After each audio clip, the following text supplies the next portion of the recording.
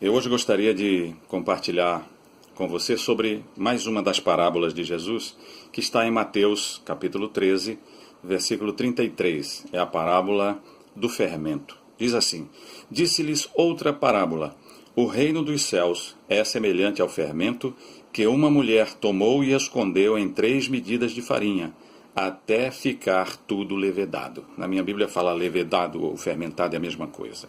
Então o tema que eu gostaria de compartilhar com vocês é a igreja fermentada. A primeira parte, depois eu quero fazer um outro vídeo também. Mas nesse vídeo eu quero falar um pouco sobre o fermento. A Bíblia fala que o fermento, nunca nas Escrituras, ele representa o bem. O fermento sempre representa o mal, sempre representa o que nós poderíamos chamar de presença da impureza naquele ambiente ou naquele tipo de massa. E aqui fala que esta mulher, ela escondeu 3 medidas de fermento, fermento, ela colocou fermento, escondeu fermento em 3 medidas de farinha até ficar tudo levedado. E a Bíblia fala desde o livro de Êxodo que o povo de Israel, ao sair do Egito, eles tinham que retirar todo tipo de fermento de casa e eles teriam que ficar 7 dias comendo pães sem fermento, que são chamados de pães asmos. Então é chamada de festa dos pães asmos. Também na Páscoa eles não podiam comer nada com fermento. Nenhum fermento poderia ser encontrado na casa de nenhum israelita, senão eles seriam mortos. Então era uma orientação muito severa com relação à não utilização do fermento. Então o fermento sempre teve essa conotação de coisa ruim, de coisa má, de pecado e de impureza no meio desse ambiente. E aqui, nesta parábola, nós podemos perceber que Jesus não estava falando do contrário, ele estava falando no sentido de toda a revelação bíblica. Porque você vai encontrar também numa outra passagem que Jesus está falando para os seus discípulos, dizendo assim: acautelai-vos do fermento dos fariseus e dos saduceus. Então está aqui em Mateus capítulo 16. E aí eles ficam preocupados, pensando que Jesus estava falando de fermento de pães. Mas no verso 6 ele diz assim, Mateus 16, 6. E Jesus lhes disse: Vede e acautelai-vos do fermento dos fariseus e saduceus. E lá embaixo no 12 eles entenderam que Jesus não estava falando que eles se acautelassem do fermento de pães, mas da doutrina dos fariseus e dos saduceus. Então doutrina, no caso aí, são doutrinas erradas, são doutrinas falsas, são doutrinas que não têm recepção na palavra de Deus. O apóstolo Paulo também ele fala sobre isso, que a gente deve viver de tal maneira, porque nós somos de uma maneira diferente do mundo, porque nós somos um povo diferente. Nós já fomos tirados do mundo pelo sangue de Jesus, pela fé em Jesus. E agora nós devemos viver com os asmos, ou praticar os asmos da sinceridade e da verdade, e não mais aquele fermento da maldade e da malícia. Então você vai vendo, você vai concatenando as informações que a Bíblia vai nos dando, e você vai percebendo que, de fato, o fermento tem esta conotação de presença da impureza ou do mal neste ambiente. E é isso que eu penso que Jesus está passando para nós. Que esta mulher representa a cristandade. Ela representa todos os que são chamados cristãos na face da terra. Lá no Apocalipse também aparece uma mulher. Uma mulher nos capítulos 17 e 18. Ela está bêbada, embriagada, e ela está montada numa besta, e ela está com um cálice de ouro na mão. Na testa está escrito mistério. Prostituta Babilônia a Grande, a mãe das meretrizes e das prostituições da terra. Então é ela quem faz com que os grandes e pequenos se prostituam na face da terra, se afastem de Deus. E ela também está com o sangue dos santos nas suas mãos. Então aquela mulher é o contraste da igreja, que é chamada de noiva. Então aqui que nós vemos, nesta parábola, nós vemos uma mulher. Então eu penso que é a cristandade. Por isso que ela esconde 3 medidas de farinha, não é isso?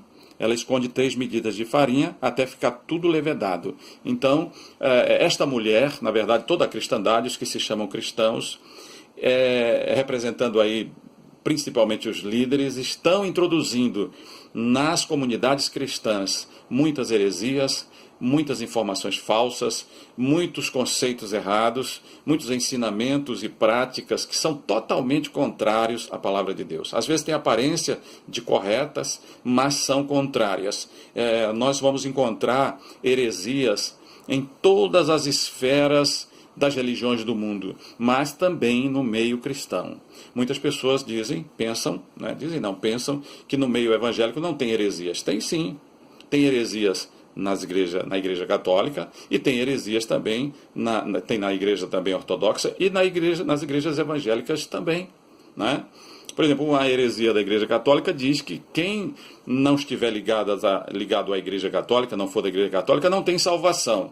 Isso não tem. Qual é o problema desta doutrina? Eu até posso entender essa doutrina, né? Foi uma maneira de puxar as pessoas para conhecer mais as coisas de Cristo.